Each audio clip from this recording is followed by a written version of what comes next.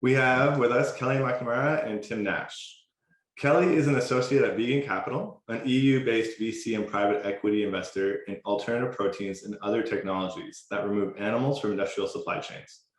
Prior to her role at Vegan Capital, Kelly was a director of research and writing at Pivot Food Investment, a nonprofit dedicated to educating investors on the ESG and other material risks of investments in animal agriculture and the upside opportunities of investments in alternative proteins. Some of you who saw last year's Veg Food Fest might remember Kelly from that panel. Thanks for being here again. So a longtime business writer and researcher whose clients have included Harvard Business School and Ernst & Young, Kelly is glad to be leveraging her skills and experience to help investors and business leaders accelerate the transformation of the global food system. A graduate of the University of Pennsylvania, Kelly studied at the London School of Economics and holds an MPhil in philosophy from Cambridge. Kelly, great to have you here with us. Thanks so much. So happy to be here. Our other guest tonight is Tim Nash. Generally, you see smiling there for that lovely brick wall. Tim is the founder of Good Investing that supports DIY investors to align their portfolio with their values. He's a recipient of the Responsible Investment Association's 2020 Individual Leadership Award. He's also regularly featured in publications such as CBC's The National, BNNBloomberg, The Globe and Mail, and The Toronto Star. Tim can usually be found wandering Toronto's parks with his fiancée and dog. Great to have you here, Tim. So happy to be here. Thanks so much for having me. All right, great. Well, as you guys know, this is a space that you guys work in and probably are well familiar that is kind of blowing up.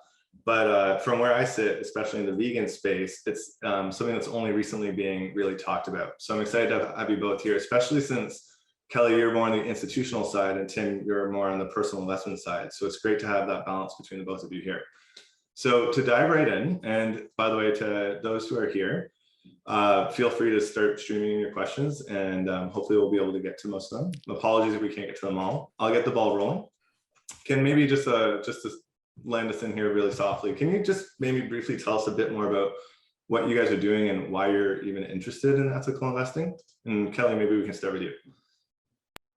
Sure, thanks. So as you mentioned, I'm working more on the institutional side. So my work involves educating institutional investors, so global asset managers of all types, on the downside risks of investments in animal agriculture and the upside opportunities of investments in alternative proteins. So I'm very narrowly focused on the animal agriculture and all proteins.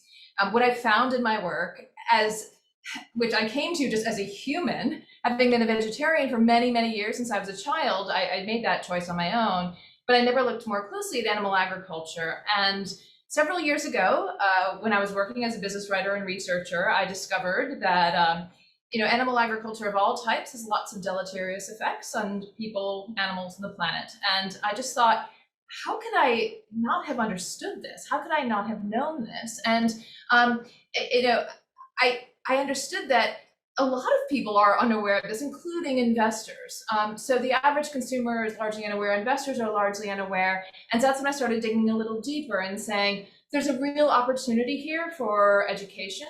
I think there's, in my opinion, it's necessary education with the acceleration of climate change, the effects that we're already seeing.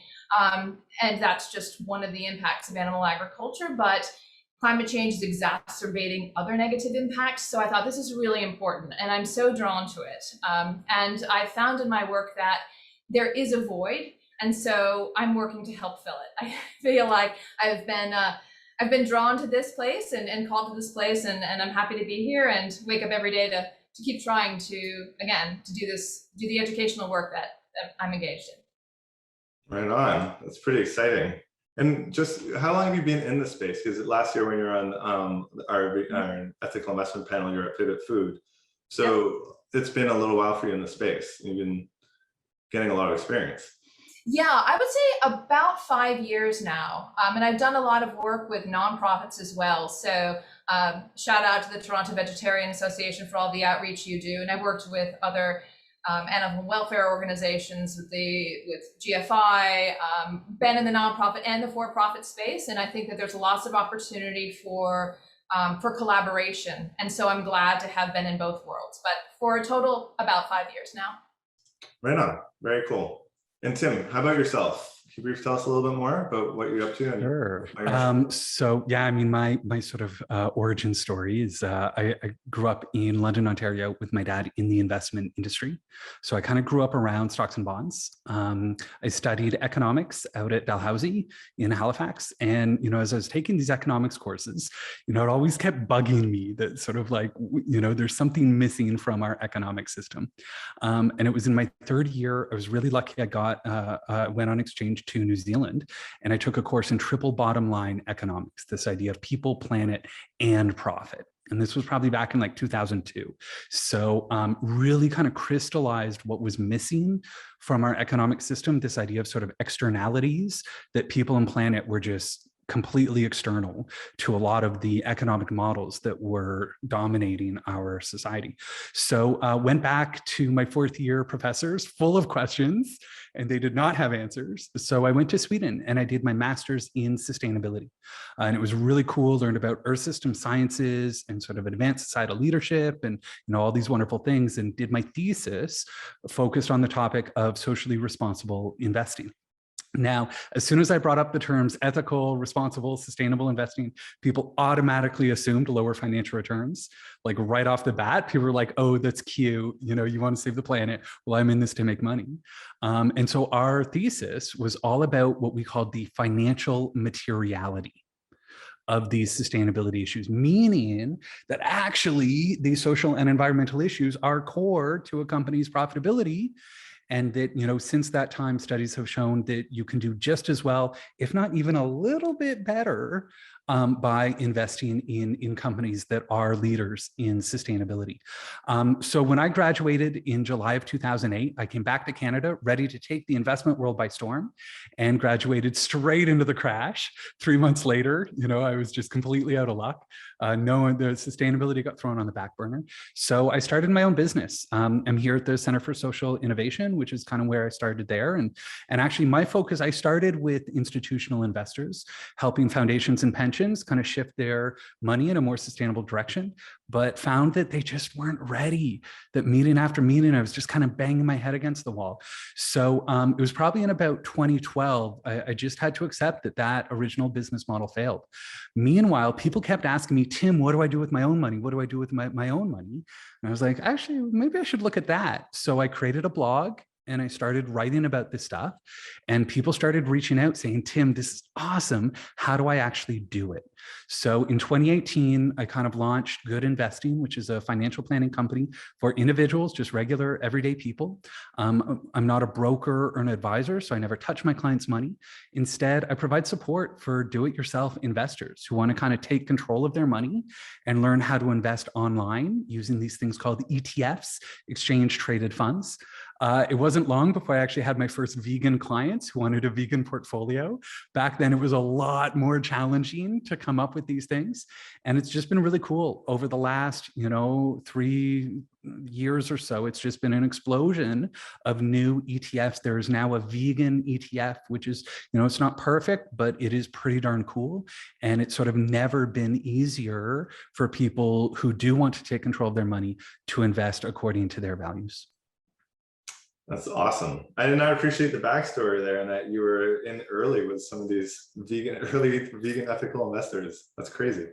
So this is a perfect way segue now for us to kind of, for anybody who saw last year, Claire Smith, the founder of the vegan ETF, had even spoken to how people expected the returns to be a lot lower, as you were just suggesting, et cetera, and are like pleasantly surprised, if not disbelievers. But she also did mention that most of the time, including her ETF included, it's about that ESG guidelines are still pretty broad, and that these funds, including hers, are still about picking the least bad companies versus ones that are truly aligned with what many ethical investors are looking for. So I guess that's one of my early questions for you guys is, could we ever have a truly good companies only fund that still performs well? And is this something that people are looking for? Like, do they push you guys in this area at all on that? So I'm happy to jump in, Kelly, if you don't mind.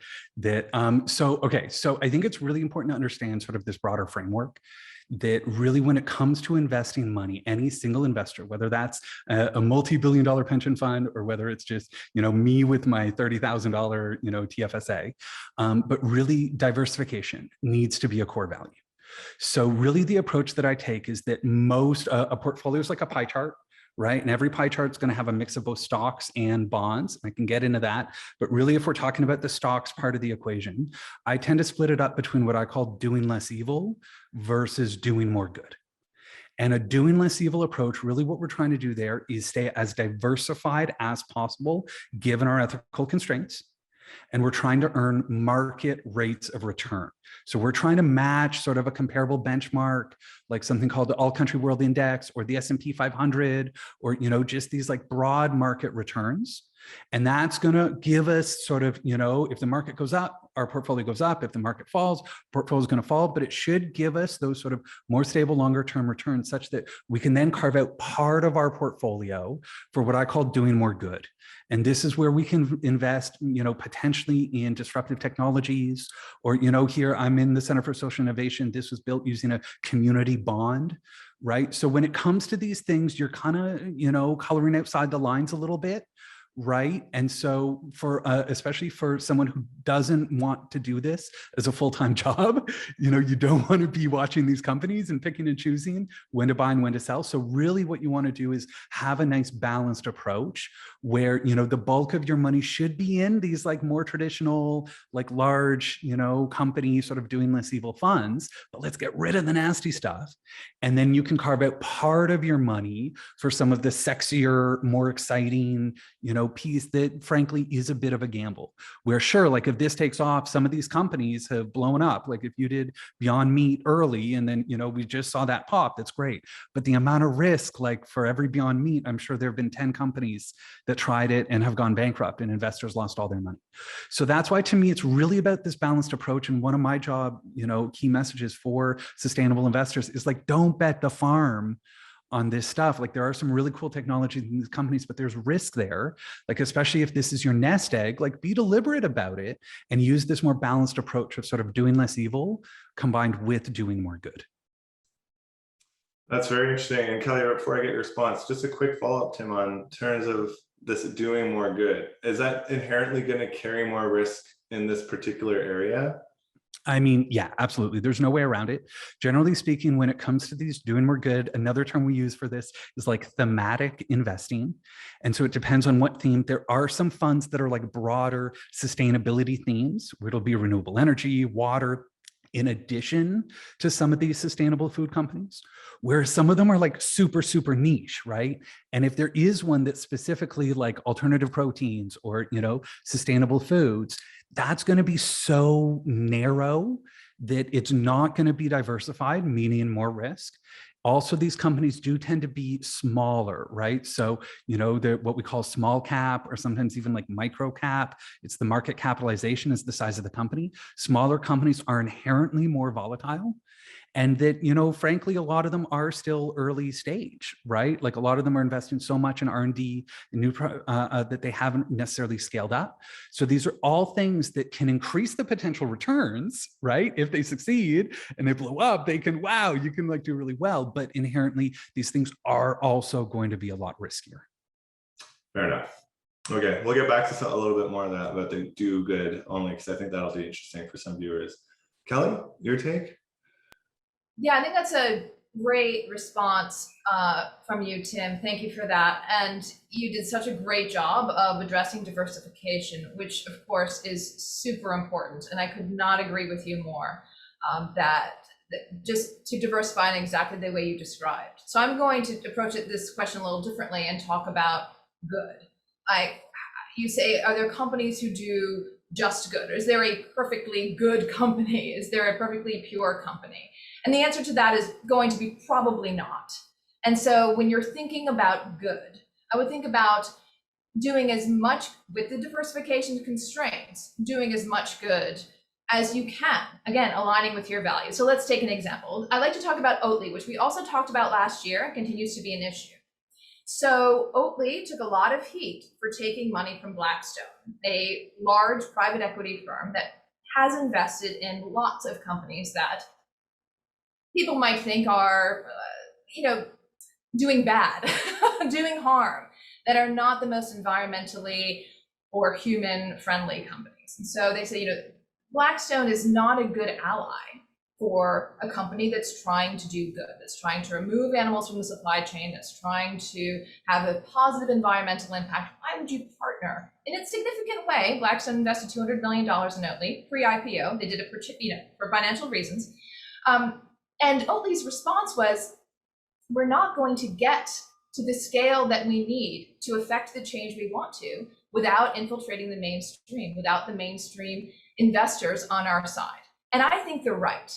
And so my advice would be to say, look at Oatly versus, I don't know, say Nestle, for example, largest factory farming dairy corporation in the world. If you're looking for this sort of investment that makes sense to you, and you're looking to have a positive impact, then look to where you can do the most good and not worry about perfection. Perfection may come later, but we have an emergency on our hands here. So I would encourage everyone to not get too wrapped up in the details, including who the private equity partners are, when having Blackstone as a private equity partner, in my view, is actually a good thing. When Tyson says we're converting 80% of our production to cultivated chicken, that's going to be a good day. We do not change the food system without the conglomerates. The conglomerates are going nowhere. So we need to sort of accept that change is going to be incremental. Companies will be imperfect. Look at the company as closely as you can with all the information that you can, and understand that perfection is unattainable, but doing good is critical. So I would just encourage everyone to kind of keep that filter in mind and say, oh, there's a GMO problem, or there's a cholesterol problem, or something relatively small, and say, weigh that against the alternatives and consider your definition of good. So I hope that addresses that question.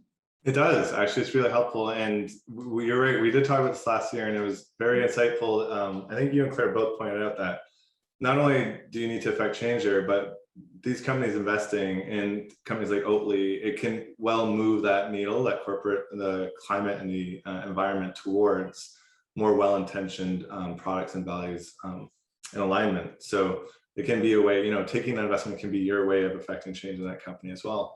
And that was something that I think many of us hadn't thought about.